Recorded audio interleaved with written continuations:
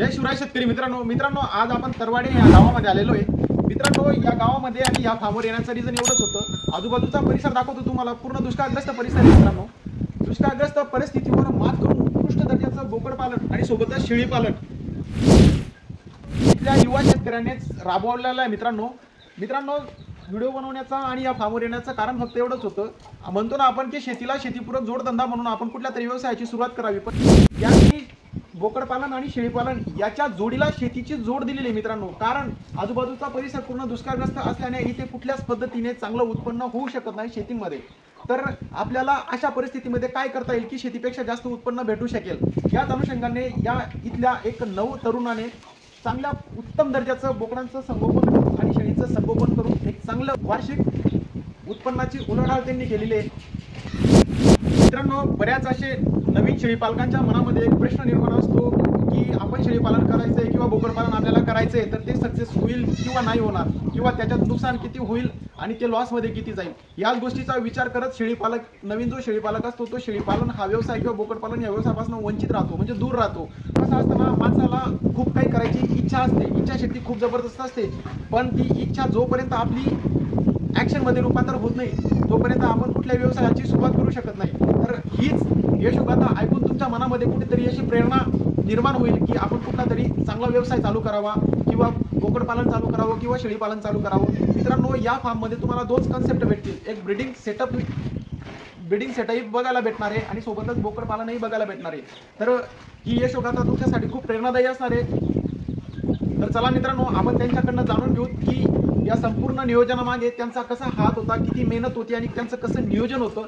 तर चला त्यांच्याशीच आपण डायरेक्ट मुलाखतीला सुरुवात करू। जय शिवराय। तुमचं शौर्य गोट फार्म यूट्यूब चॅनल सहर्ष स्वागत आहे। तर एक वेळेस मला तुमचं नाव आणि हा फार्मचा ॲड्रेस सांगा बरं। माझं नाव गोपीनाथ खैरनार, राहणार तरवाडी पेठ, तालुका चाळीसगाव, जिल्हा जालना। बरं, माझा मोबाईल नंबर 87 66 85 40 41। तर आपल्या या फार्मवर सध्या किती ॲनिमल आहे? साधारणतः माझ्याकडे आता 32मध्ये सोजस आणि कोटा वगैरे असे मिक्स आहे, आणि बाकीचे गावरानीमध्ये साधारणतः 60 आहे, 60-65। याच्यामध्ये तुम्ही दोन पार्ट केले, जसं मला दिसत आहे तुमच्याकडे बोकड पण आणि आपल्या शेळ्या पण आहेत ना, म्हणजे एक ब्रीडिंग सेटअप पण आहे आणि बोकड पालनाचं बोकड पालन टू इन वन काम करता।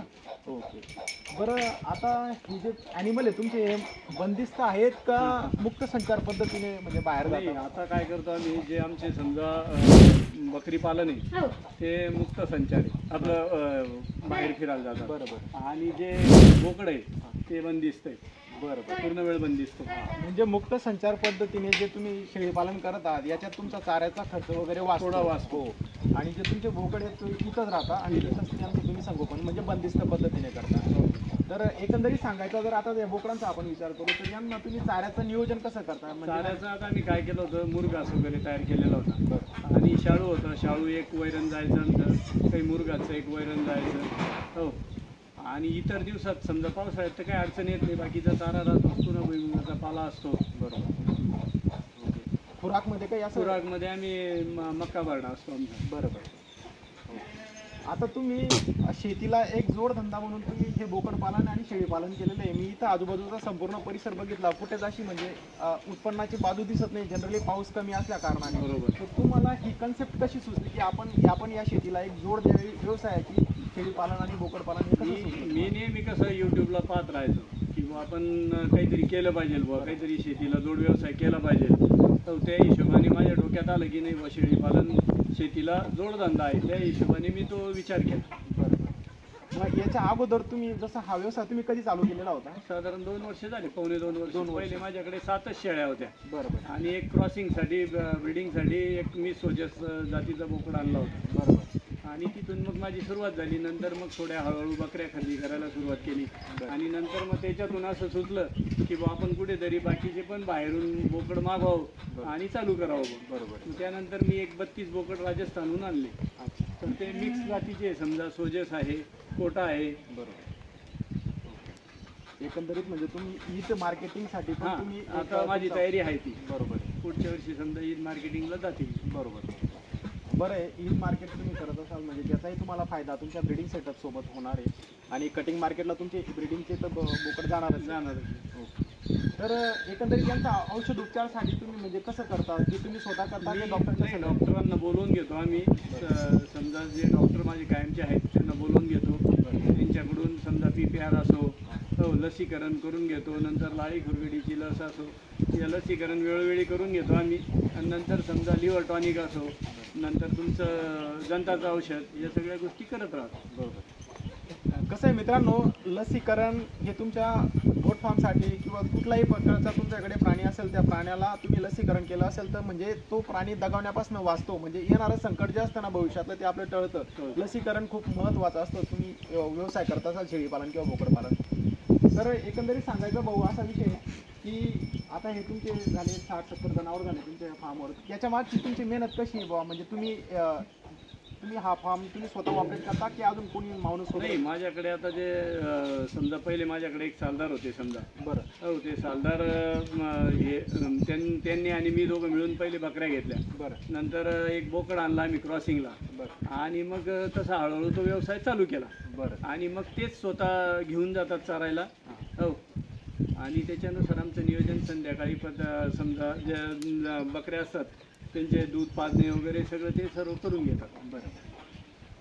तर भविष्यामध्ये अजून तुमची काय म्हणजे अशी काही मनामध्ये इच्छा आहे की आपण एवढंच थांबू की अजून काही नाही, वाढवायचं? भविष्यात तर माझा प्लॅन असा आहे की आता जे समजा मी चरायला बाहेर सोडतो ते सुद्धा माझा भविष्यात असा विचार आहे की त्यांना व्यवस्थित चाऱ्याचं नियोजन करायचं अजून 1-2 वर्षानंतर गेल्यानंतर. आणि मग एकाच जागेवर समजा त्यांचा चारा पाणी सर्व गोष्टी एकाच ठिकाणी करायचा असं माझा विचार चालू आहे.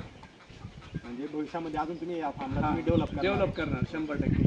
शेडचं पण नियोजन व्यवस्थित करणार. प्रत्येक समजा पुढे डोक्यात असं आहे की प्रत्येक वेगवेगळ्या हे करायचं बुवा. कंपार्टमेंट. हां, कंपार्टमेंट करायचं. समजा बच्चे असले तर लहान बच्चे असले ते वेगळे ठेवायचे, बोकड असले ते वेगळे ठेवायचे, ब्रिडिंगचे बोकड वगैरे. हो, बकरी असली जनलेली ती वेगळी ठेवायची. या हिशोबाने आहे नियोजन.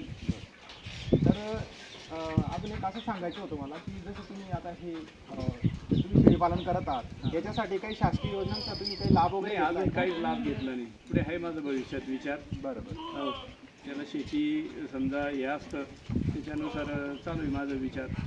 तर भाऊ अजून एक कसं होऊन जातं ना की आपण आपल्या फार्मवर प्राणीतच संगोपन करून घेतो, उत्कृष्ट दर्जाचा आपण बोकडे सांभाळून घेतो किंवा त्याचं संगोपन व्यवस्थितरित्या करतो. पण कसं होऊन जातं ना की भविष्यामध्ये किंवा आपल्याला मार्केटिंगचं थोडं नॉलेज नसल्या कारणाने मार्केटिंग होत नाही. तर तुम्ही ते मार्केटिंगचं कसं करणार आहे? म्हणजे मार्केटिंगचं कसं करणार तुम्ही? जसं इथे आजूबाजूला तुमच्याकडून लोकल मार्केट वगैरे आहे की जिथे तुम्ही बच्चे नाही, मार्केटचं असं होतं मी ज्यांचं समजा गायडन्स घेतलं. माझे एक मित्र आहे बॉम्बेचे, तर त्यांचा गोटीच्या पुढे एक फार्म आहे. त्यांच्याकडे जवळजवळ आता 150 ते 200 बोकड आहेत समजा सोजेस वगैरे. जवळजवळ त्यांचा बोकड एक 80 ते 90 किलोच्या पुढचा आहे. बरं. त्यांच्या याला व्हिजिट देऊन आलो मी. त्यांनी नंतर मला एक एजंटचा नंबर दिला. एजंटशी माझी ओळख पण झाली. देवनार मार्केट आहे. बरोबर. त्या मार्केटला जाऊन आपण ईदला बोकड विकू शकतो. बरोबर. त्याच्यानंतर नाशिक मार्केट आहे. बरोबर. त्यांचं बऱ्यापैकी मला गायडन्स असतं. त्यांच्यानुसार मी करत राहतो.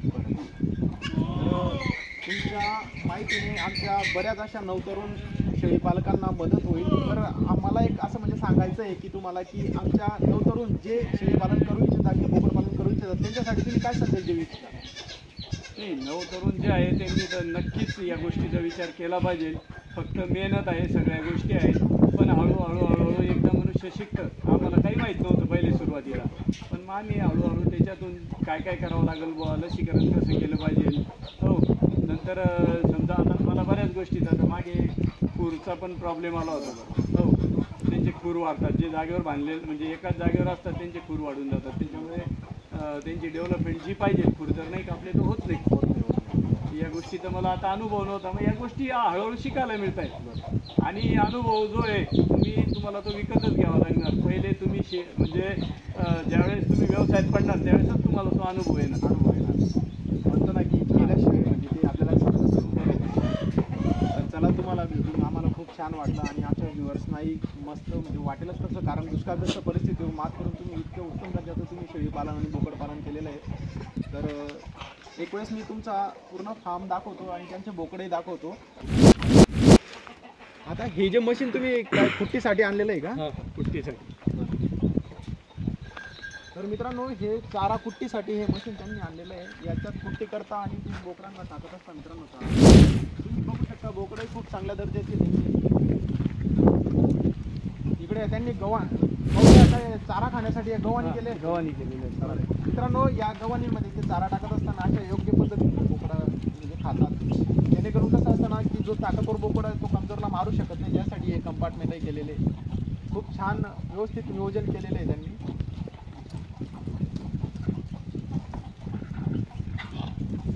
तर भाऊ तुम्हाला भेटून आम्हाला खूप छान वाटलं आणि आम्ही पण देवाजवळ प्रार्थना करू खूप चांगल्या उंच स्तरावर जाऊ आणि खूप प्रगती तुम्ही हासिल करो. तर थांबू आपण इथं. जय शिवराय. जय बजरंगी.